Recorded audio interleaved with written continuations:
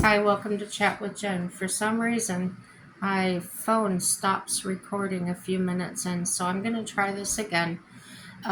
Today, I want to talk about a situation that happened in 1983, the month of February, and it involved a libertarian named Gorden Kahl, and it happened about 100 miles away from here, 96 miles away from where I'm at, in a town called Medina. And so I looked up what a libertarian is. I had no idea. I've heard of them. I've seen people that are a part of this party, and not knowing anything about them, I looked up the Libertarian Institute. And there was an article here by Sheldon Richman called TGIF Liberty Requires Nationwide Injunctions. And it's by Sheldon Richman, July 4th, 2025. And I wore my 4th of July shirt. I wear it every year. And he says here at the very top, the government is always a threat. This we must never forget. And he refers to the recent U.S. Supreme Court ruling in Trump versus CASA, the 6-3 decision that sided with the Trump administration's position that a federal district court exceeded its congressional authority when it issued a temporary nationwide or universal injunction against Trump's executive order redefining the post-Civil War 14th Amendment clause that affirms birthright citizenship. Now, all of us have opinions, and all of us have freedoms and rights, okay? Now, what this gets into overall, and I'm not talking about this article, I'm talking about as a world, as a society, just as human beings that we are. A good example of how we can get so far off the path is if you're driving down the road and you look off to the side, your car will start drifting, probably the other way. That's not my point. But when you realize it, you catch it, and then you try to correct it, and sometimes you can overcorrect and you'll end up in the ditch or whatever. I strongly believe that's how society works. Something will come to our attention, something starts like, what's it called? LGBTQ and all that, whatever. Or is it about women's rights? There's always been a thing that our people are trying to change or correct. And as humans, imperfect humans, we may choose this path different from this path. However, the people following, or maybe even the people that are leading it, can be just as far off base. And then as they keep going down this road, they get further and further off the original point, and it becomes something else.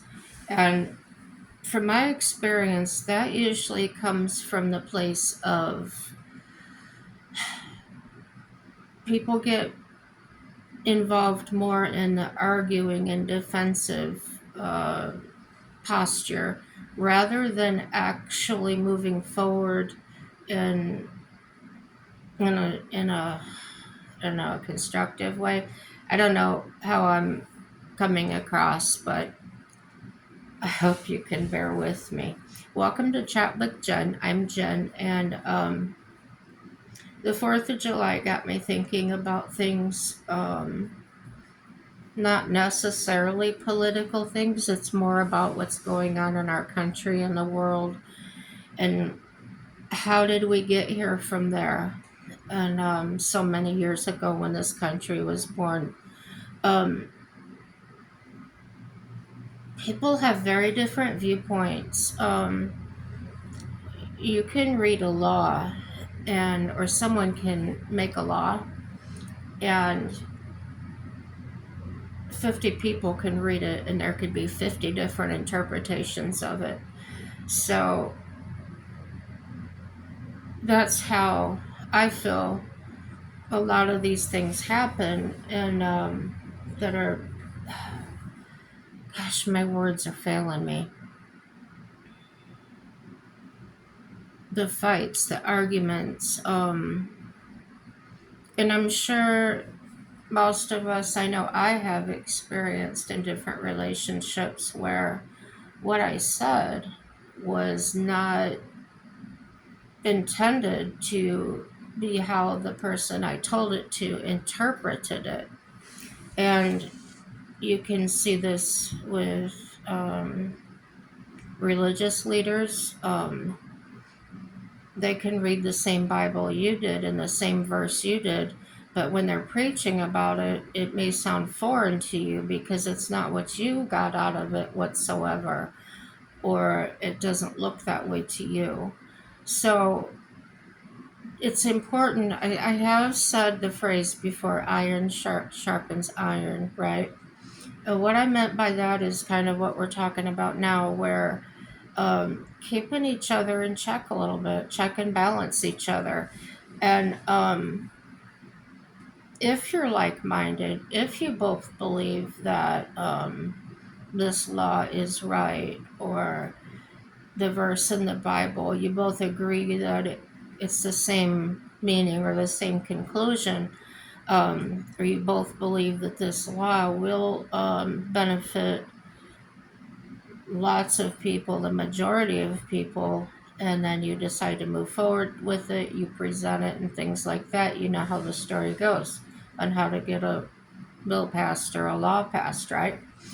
So, and these libertarians, I had no idea what they were about. And speaking about how things can get a little bit, they have good intentions, but they can just get a little bit off. And then as they go, they kind of get stranger and stranger. And what I mean by strange is not that they're wrong, it's that the comprehension by outsiders, like somebody like me, just kind of leaves me with this big question mark over my head, like, what? Because in some things they say, I can say, okay, yeah, I can see how that would be. But then in another way, they say they're against it, but they're basically the same. So they don't see it that way. So to me, it's like splitting hairs. Like, this is the hair, but I'm only going to take this part of it, and I'm going to take this part of it, and I'm going to make it what I want to. And you can have those individual thoughts within the party, but is that effective? Is that going to be the best? Or is that iron sharpens iron? Is that somebody saying, okay, well, there's this aspect of it if we look at it this way, but there's this aspect of it if we look at it that way? So when government presents this, let's use for example the guns, the right to bear arms, okay? Looking at it from one viewpoint, people that have had family members or tragedy happen by people carrying guns, they could probably be totally on board with absolutely nobody having weapons, right? Um, but we have the right to bear arms, and people are trying to change that. You know, it's just what they're doing. But there are people that also wanted queer marriage to be legal, and they got that to happen. So there's man's laws, there's God's laws, there's all these different things that in this year, like when it started back in the day in the 50s or whatever, where pretty much people agreed on the same things. Um, there's so many more population in the population now, and there's so many more differing opinions on everything. So it's no wonder that it's a hot place to be. It's hot topics.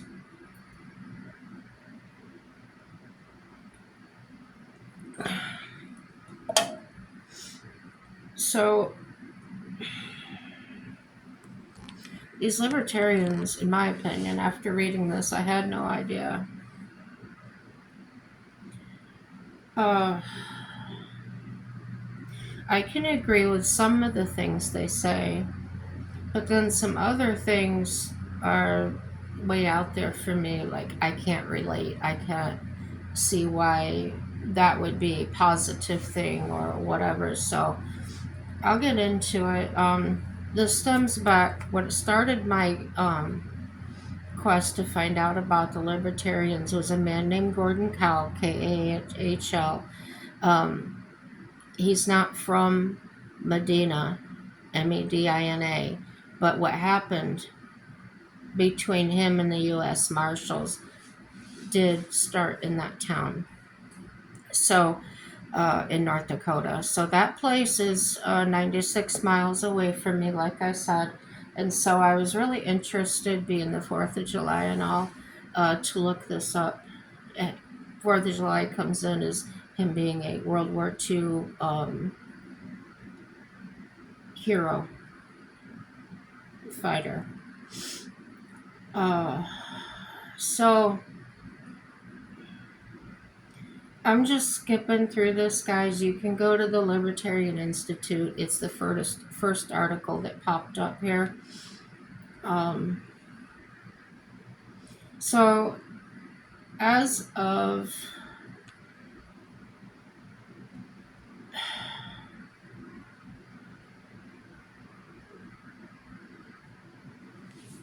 Trump's case here with the Supreme Court, redefining, oh, issued a temporary, let me see. Trump administration's position that a federal district court exceeded its congressional authority when it issued a temporary nationwide or universal injunction against Trump's executive order redefining the post-Civil War 14th Amendment clause that affirms birthright citizens, okay? So that seemed to be a popular conception of what the birthright citizenship is. People have gone back and fact checked what the birthright citizenship is. And lo and behold, they're saying now that was pertaining to freed slaves when they abolished slavery, okay? So that's an example how somebody can take a little bit of information and read it, but interpret it. It means this, but they can kind of veer off or go parallel to it and end up way out here somewhere. And actually, the original thought they believed in was here, but now they've taken it and they believe what's up here. But this is where it stemmed from. Okay? So that's what's happening, in my opinion, and has been happening since the beginning of time. And people perceive things in different ways. Um, Marriages and friendships and all these things and I believe these things have a part in it, the way we think, the way, yeah,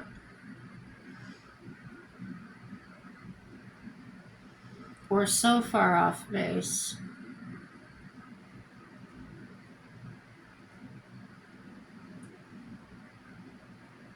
And And this isn't saying anything negative about libertarians, no.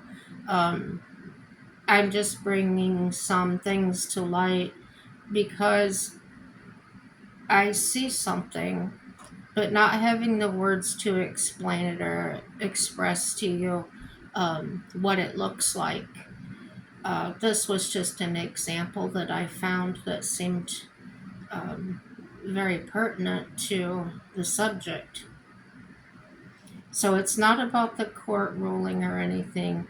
It's about a particular group of people that can take a systemic issue and blow it up, or just get off where it you can't even recognize the law anymore.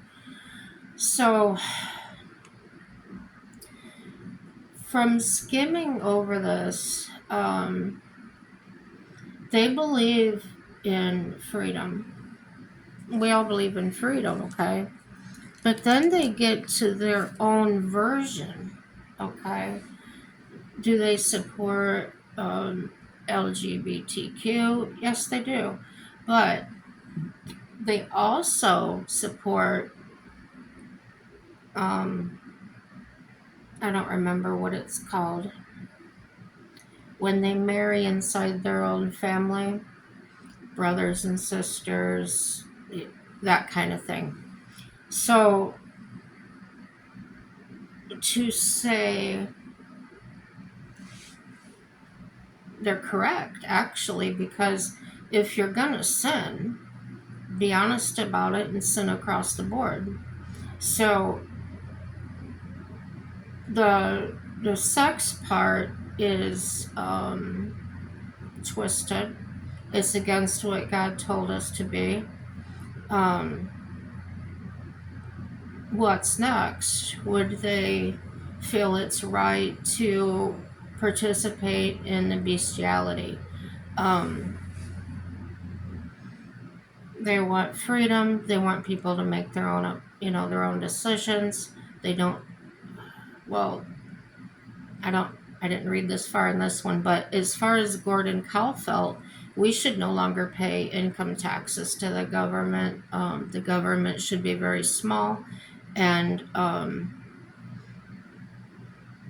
we can probably all agree with that. So there's certain aspects, even though the person across the table from you may think totally different than you believe in, you can, if you keep that open mind, you'll hear something that you can agree on, right? And as I've said before, somebody can tell you something you believe in.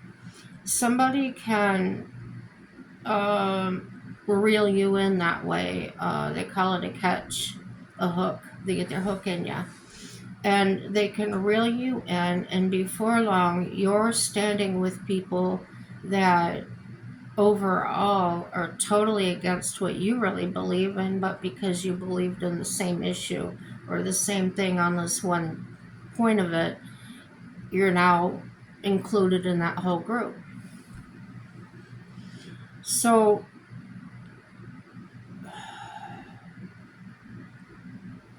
regardless of the current law or the legal history, a libertarian knows what the law ought to be.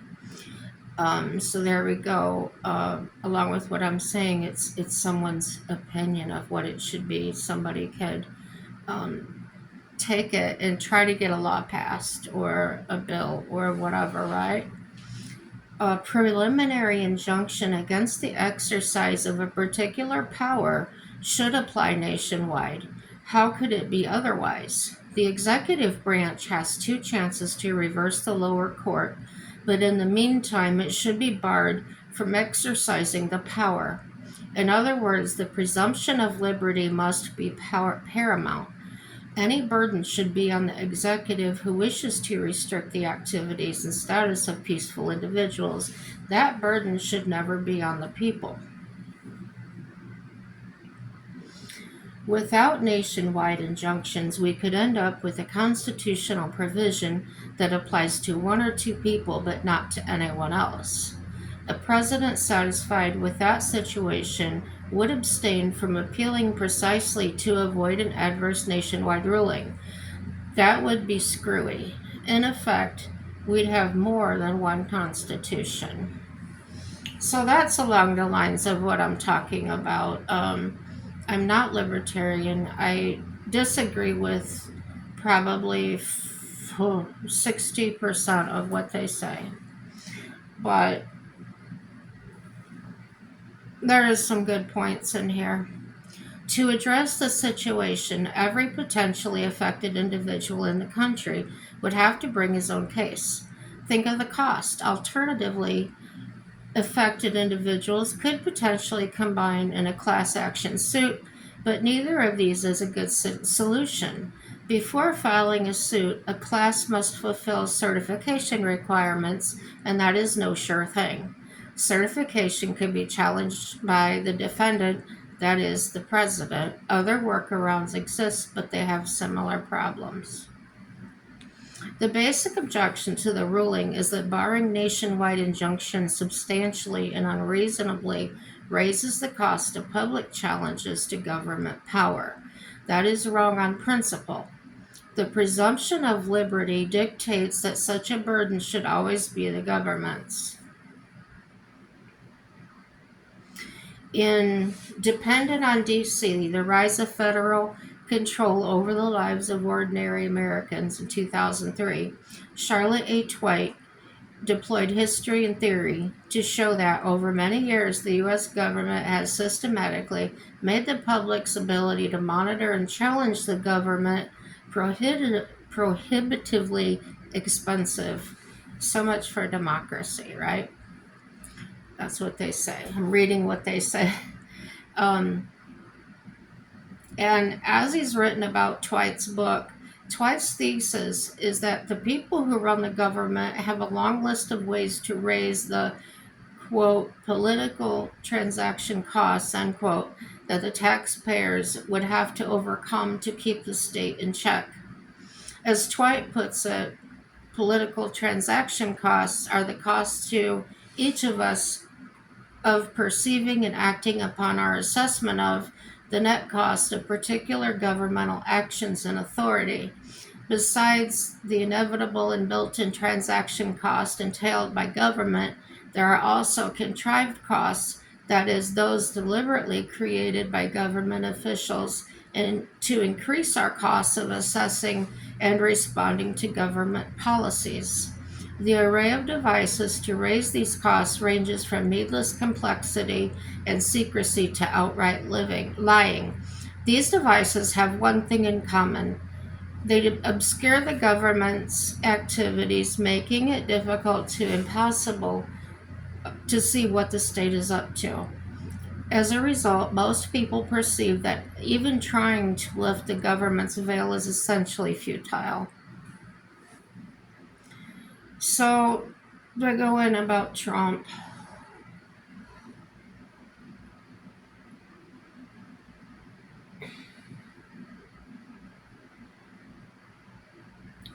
they disagree with things that have happened around Trump. They don't necessarily talk about Trump as a person or a president. They're talking about how things are overall. So, let me see if I can find this article. I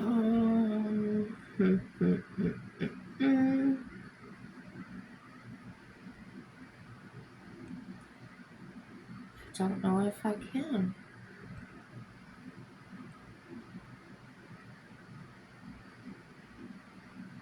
Hold on a minute. So I found an article here about Gorden Kahl, who was a libertarian, and that's the one I said. Well, anyway, he was born January 8th of 1920 in Wells County, North Dakota, and he died June 1983 in Arkansas. And the overview is Gordon Wendell Kahl was an American World War II veteran, farmer, and tax protester who was known for being a one-time member of the posse Comitatus movement and for his involvement in two fatal shootouts with law enforcement officers in the United States in 1983. So, um, the cause of his death was a gunshot wound.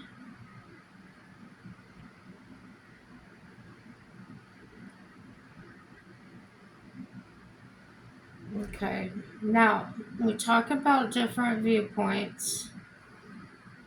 Okay, so there's different sides to this story. I'm gonna read to you now the U.S. Marshals version of it. Okay, they call it "No Greater Tragedy," February 13th, 1983. So when they talk about the tragedy, I thought they were talking about the actual tragedy of what the man was going through and how it ended. And I had an open mind. However, when I read the article, I take it a different way. I'm not going to jade your thoughts. I'm just going to allow you to make your own decisions, and then I'll tell you mine. It says Gorden Kahl was one of the leaders of a group known as Posse Comitatus. I don't know if I'm saying that right. A loosely organized armed vigilante group whose members engage in paramilitary training and oppose nearly every action of the federal government, particularly the collection of income taxes. And here they have a picture of his wanted poster from back then. Okay. It says 2 days after the Medina tragedy, a force of approximately 100 law enforcement personnel made up of representatives of the U.S. Marshal Service, the Federal Bureau of Investigation, and state and local agencies converged on the Kahl family farmhouse near Heaton, North Dakota, where they turned up a large quantity of arms and ammunition. But the elusive Gorden Kahl was still not to be found. By then, 5 suspects in the killings had been arrested. Now, the killings, I'm going to read you what happened after I read this because, like I said, there's two different sides. And there's many ways to interpret what happened and report what happened, okay?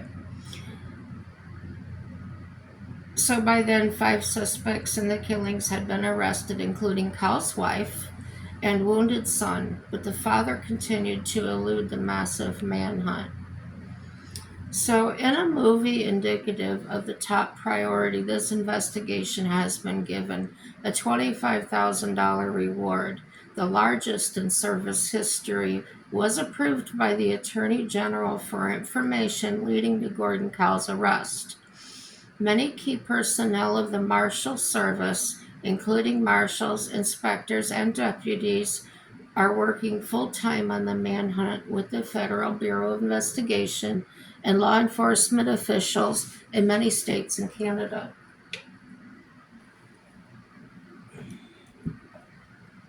A tremendous spirit of cooperation has been shown by all of the participating agencies.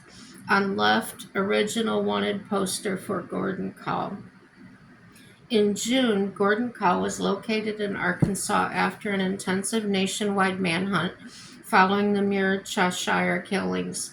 Kahl, Scott Fall, and Kahl's son, Yorivan, all members of an extremist group of tax protesters, were found to be responsible for the ambush of federal and local law enforcement officers, which resulted in the 2 murders and the serious wounding of several others.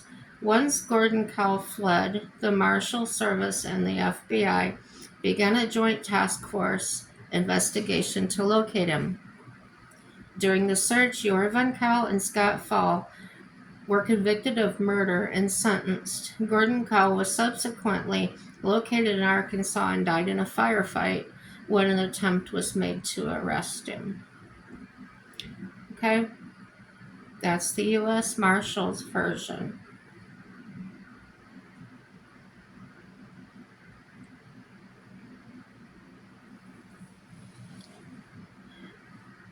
Here's another version. This is by Erica Craven of KFYR TV, your news leader.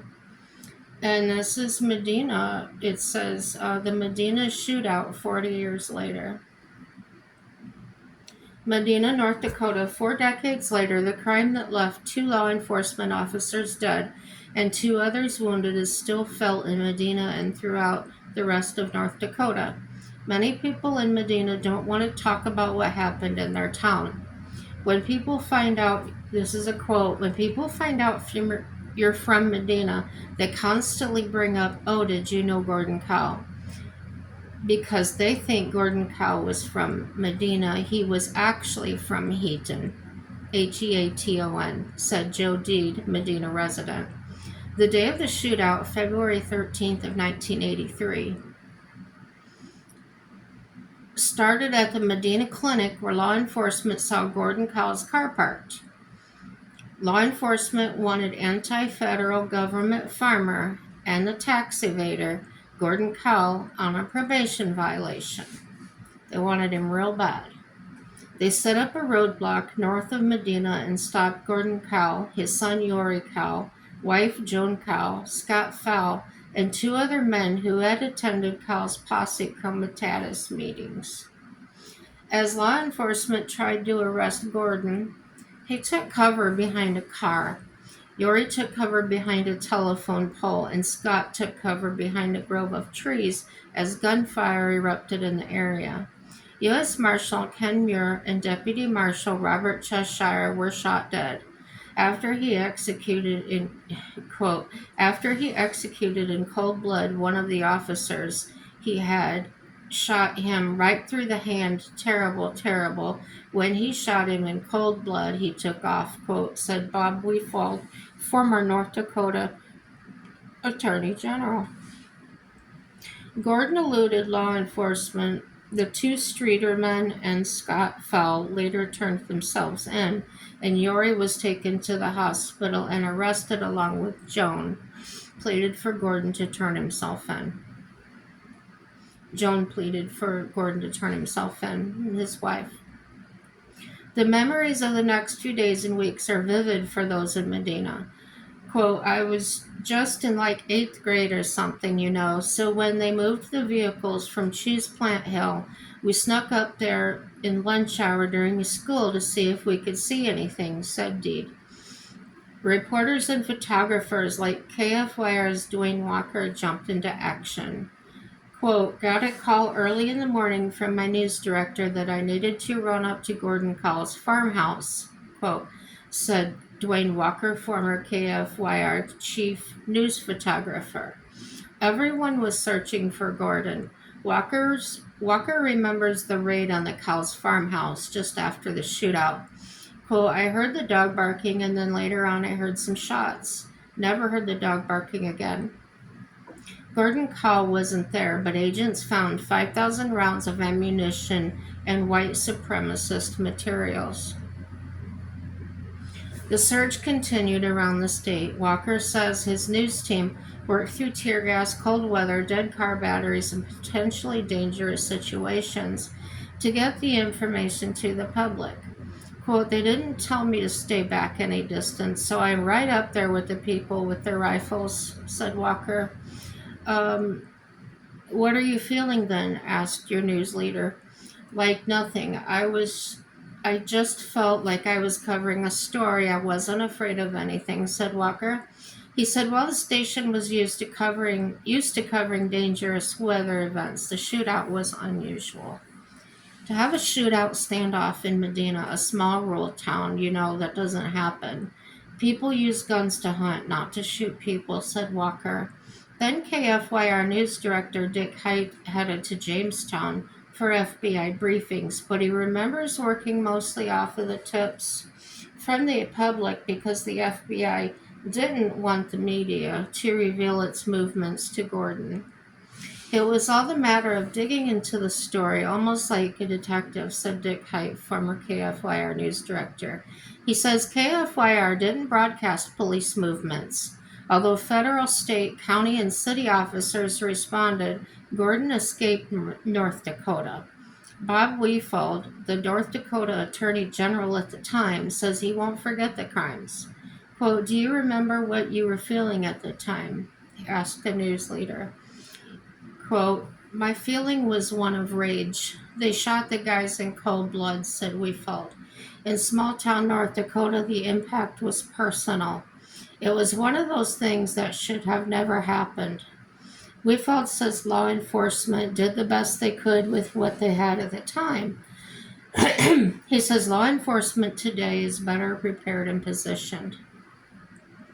On June 3rd, 1983, law enforcement located Gordon at an Arkansas farmhouse where he shot and killed a sheriff.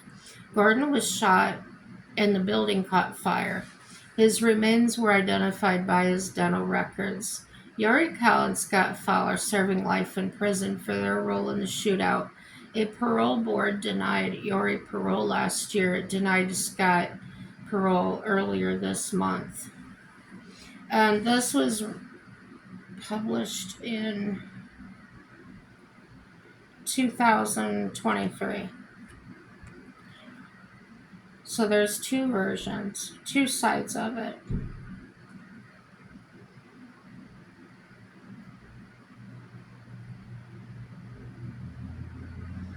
This says this was made into a movie.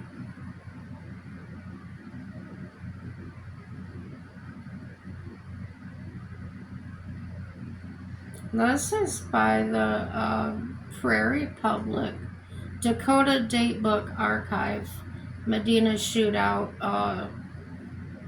This was written, it just says 2/13 of 2004. 21 years ago today, there was a shootout between federal marshals, Gorden Kahl, and other members of the Posse Comitatus on a road of east of Medina. He was born in 1920, the oldest of 5 kids. He is described as being musical, loving to hunt, a practical joker, and an excellent mechanic. He was a teenager when World War II broke out. He tried again and joined the Army Air Corps in 1942, becoming a tail gunner and flight engineer on a B-25J bomber. He flew 57 missions and received 19 medals, including the Presidential Unit Citation. After the war, he presented his new bride Joan with a 20-gauge shotgun as a wedding present, and they settled down on 160 acres near Heaton. Kahl tried college but dropped out because he thought his teacher was a communist. He tried a government farm training program but quit when they suggested he borrow money to buy things he felt he couldn't afford. Then he joined a farm subsidy program but dropped out because he felt he could make more from a crop than from the government paying him to keep his land fallow. By the 1960s, Kahl began to feel that the government had changed since the war and he didn't like it. In 1968, he sent a letter to the IRS saying he would no longer pay federal income tax and became the state coordinator for the anti-tax group, the Posse. About this time, the FBI started investigating him, and 2 years later, he was brought up on tax evasion, lost and spent 9 months. He lost and spent 9 months in prison. He was given 5 years probation after that, but he still refused to pay his taxes. So the IRS filed a lien on 80 acres of his land and prepared to serve a warrant on Kahl if he showed up for the auction sale.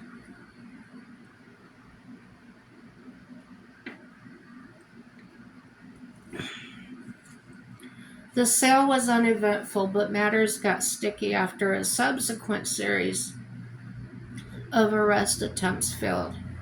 The only place Kahl went without his gun was the grocery store, and it was proposed that this be the way to take him without casualties. But on February 13, 1983, lawmen converged at a roadblock set up to snag Kahl as he came home from a posse meeting at a vet clinic in Medina. Kahl was tipped off and a shootout commenced east of town. It's still not clear who shot first. But when all was said and done, 2 marshals were dead, 3 others were wounded. Kal's son Yuri was down, and Kal became a fugitive. I don't know yet, but I wanted to say on a side note that somebody commented on the posting of this that the son was not armed and he was shot 5 times in the back. So to say he was wounded was an understatement. And I can imagine how, as a father, and being so enraged at the government anyway, um, just the whole thing of it, and then shooting and killing my son in front of me. Yeah, I'm sure. I'm sure. So Castleton native James Corcoran wrote in his 1990 book Bitter Harvest, quote, "The violence in Medina, North Dakota wounded an entire community. Lifelong bonds were broken over conflicting sympathies about Cal. Families were ruptured. Some thought Cal was a cold-blooded murderer, a terrorist taking the law into his own hands. But was it the law? Was it the law that he was taking into his own hands? I don't think so. No, I don't think he was taking a law at all. Others thought he had given those representing a gluttonous, interfering government precisely what they deserved. The trial of Kal's wife and son became a battle for the soul of the heartland. Oh, maybe his son didn't die. As the chief of counterinsurgents from the posse threatened to storm the courtroom and finish the job Kahl started. On June 3, 1983, Gorden Kahl was killed in a final shootout in Arkansas. His story was later made into a TV movie and a documentary called Altered Lives by Matt Olean for Prairie Public Broadcasting, and the Dakota Datebook written by Mary Helm, Merryhelm. So you can see there are very, very different viewpoints of the situation. Um, if I take from all three of them, I can look, I can read them, and I can see, yeah, those are valid points on all of them.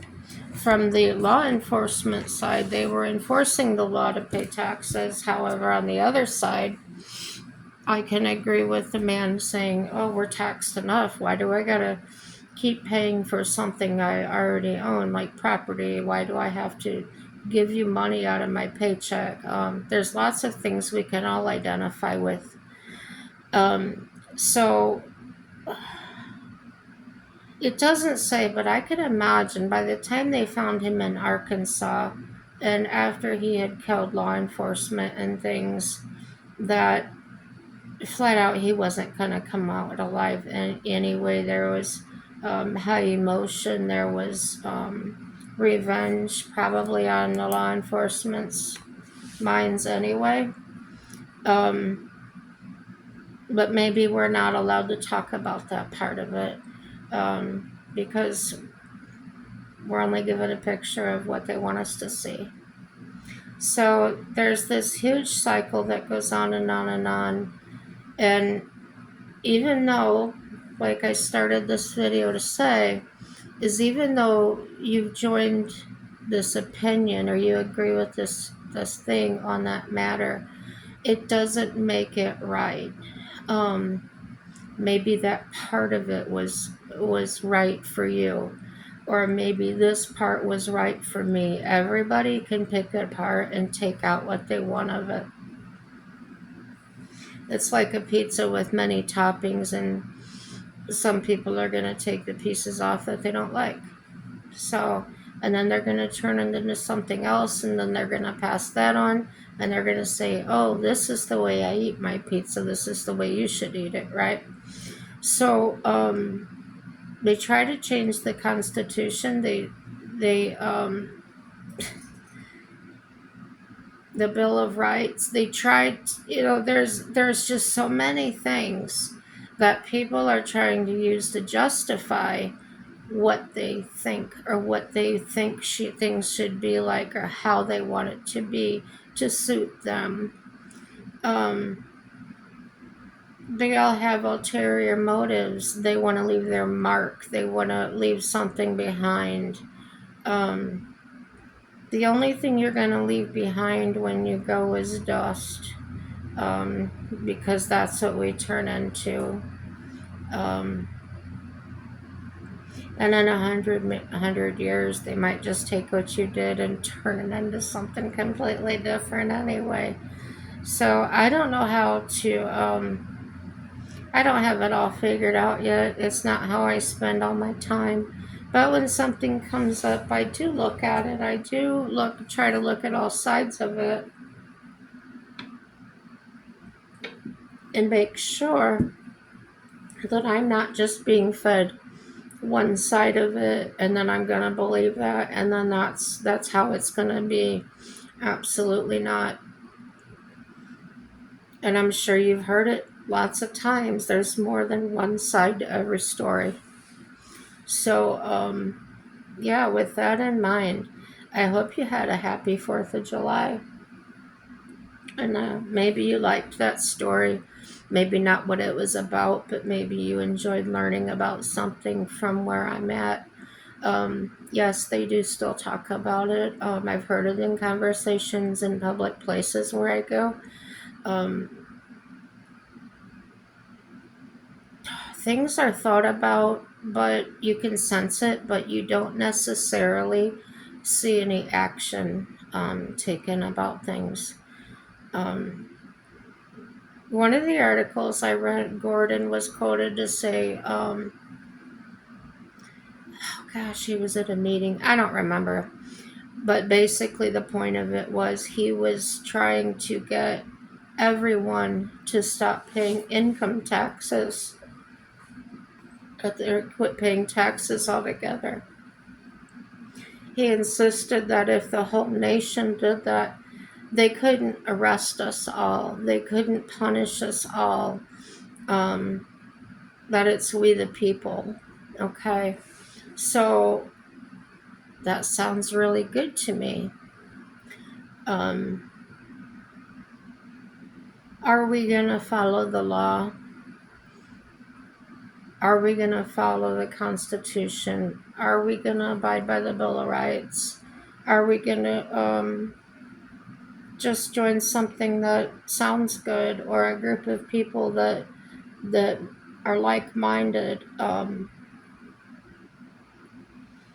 I think you're a fool, and I would be a fool if I didn't think for myself. I'm not necessarily going to act on it. That's not my type, my personality type, as far as going out and starting a revolution. But I might be persuaded into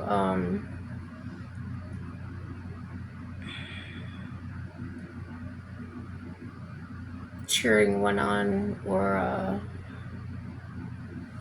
yeah. I don't necessarily agree with that, but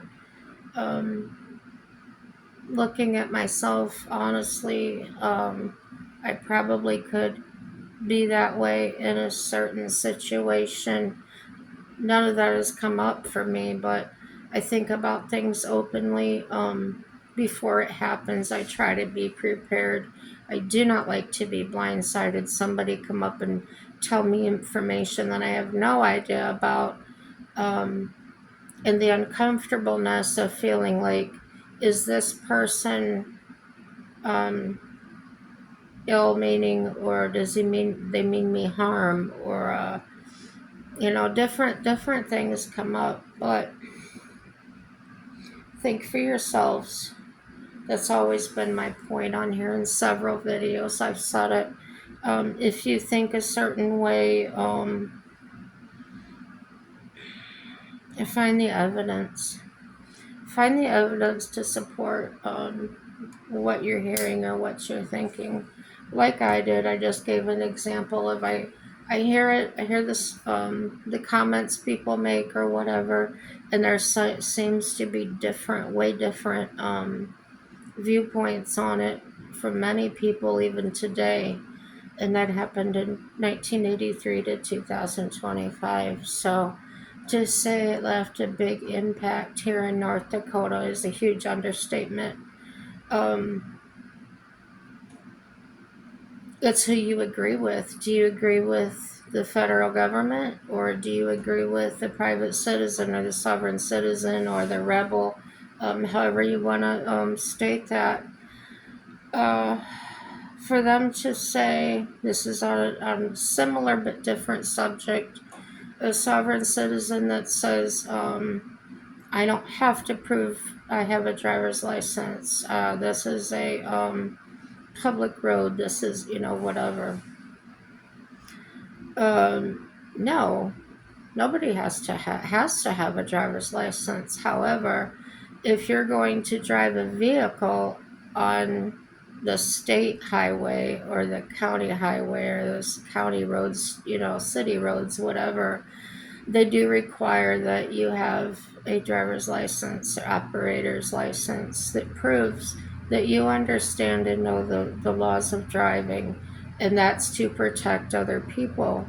So when you know and understand the whole thing, you can understand and see why that is necessary and why they require it. That is their job. Now, if on your property you want to raise your own beef, raise your alpacas, whatever it is you want to do for wool, or, sheep, whatever, um, you have to abide by city ordinances, county ordinances, and laws. And there again, you can look into, okay, why was that created? What happened? What happened in the past? And maybe you can't have your livestock on a certain part of your property because when the fecal matter and everything gets washed away, it pollutes a water source or somebody else's land, or you just never know. So um, instead of automatically jumping to the conclusion that they're trying to tell you how to run your farm or work on your property, that's something you could have gone to the assessor's office or whatever, and looked at your property layout. You could have found all of that out before you bought that property. It could have been zoned, maybe your family zoned it forever, and they determined this long after your family originally got it. So, as I have known some very intelligent, very smart businessmen, real estate agents, and things like that, that's where I've learned a lot of these things from. I worked closely as a locksmith with a lot of realtors and surveyors and police, law enforcement. So I do understand all different sides of it. And I found out that the investors, people like us that wanted to go buy a piece of land for back taxes or an auction or whatever, they will tell you before, when they post the upcoming sale in the newspaper or wherever you get the information from, they will post a disclaimer to actually do your homework and find out about this property you're going to bid on before you bid on it, because you just don't know what kind of issues. Go view it, go look at it, get the soil tested, whatever you have to do, because from the property tax thing, the courthouse, the government is not going to do that. All they're focused on, they're is getting the money, the tax money. That's all their agenda is. Your agenda as a buyer is to obtain the property for a low cost and maybe make a profit on it. Maybe you want to build on it, whatever. So everybody has different agendas and different points, and never expect somebody else to help you make that decision. You really have to do that. And a lot of people have. I've seen a lot of people get very irate, very angry because the property didn't turn out to be what they expected. And that's simply because they did not do their homework. It wasn't the fault of the clerks or the auctioneer, but they want to blame everybody else because of what they didn't do. They were too focused on, I'm going to get this for cheap and make, whatever viewpoint they had in their mind. So it's always important to get different viewpoints, find out for yourself. Sure, you can talk to people, but what worked for them may not work for you, and sometimes it will. Always keep that open mind. Always, I can look things up on Google just like I did about Gorden Kahl and find many different stories. And I don't have to agree with any of them. But I can find some facts in there. I know when he was born, I know where he died or when he died, right? Those are actual proven facts. But what happened that day that the shootout began, my mind, I don't necessarily believe it happened that way. I believe it happened the way they wanted to write it. I